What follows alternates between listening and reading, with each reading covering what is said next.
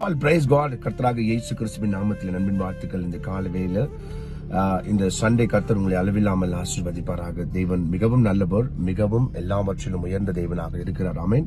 நம்ம தேவனுடைய வார்த்தைக்கு நேராக கடந்து போகலாம்.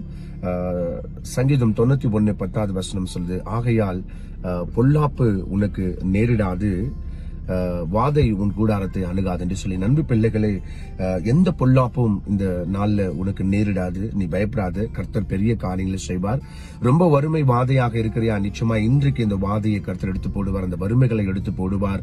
பொல்லாத மனிதர்களை உங்களிடத்திலிருந்து பிரிப்பார் ஆண்டவர். பொல்லாத மனிதர்களிடத்திலிருந்து உங்களை பிரிச்சு நல்ல வாதை இல்லாத, வறுமை இல்லாத வாழ்க்கை கர்த்தர் இந்த புதிய நாள்ல உங்களுக்கு கட்டளையிடுவார். எல்லாத்துக்கும் மேல பொல்லாத இடத்துல கூட உங்களை கர்த்தர் விடமாட்டார். நல்ல நன்மையான இடங்களில் கர்த்தர் உங்களை போஷிக்கார், வல்லவராக இருக்கிறார். இந்த காலவேளையில ஆண்டவர் மீண்டும் சொல்றார், இந்த புதிய நாளின் அன்பு மகளே, அன்பு மகனே, கவலைப்படாத, பொல்லாப்பு உனக்கு நேரிடாது. தயவு செய்து எந்த விபத்து, ஆபத்து, பொல்லாப்பு, நோய் உனக்கு கண்டிப்பா வரவே வராது. பிகாஸ் கர்த்தர் உன்னை பாதுகாக்கிற தேவனாக கூட இருக்கிறார். அதே போல எல்லா கஷ்டங்களை நீக்கி இன்றிலிருந்து உனக்கு வாதை இல்லாத, வறுமை இல்லாத, வறுமை வேதனை இல்லாத நல்ல வாழ்க்கை கர்த்தர் உனக்கு கட்டளையிடுவார். நான் மீண்டும் உனக்கு சொல்லுகிறேன், பொல்லாப்பு இனிமேல உனக்கு கிடையாது, வாதை உனக்கு கிடையாது, வறுமை உனக்கு கிடையாது, நோய் உனக்கு கிடையாது. கர்த்தராக இயேசு கிறிஸ்துவின் நன்மையும் கிருபை மாற்றம் உனக்கு இருக்கும்.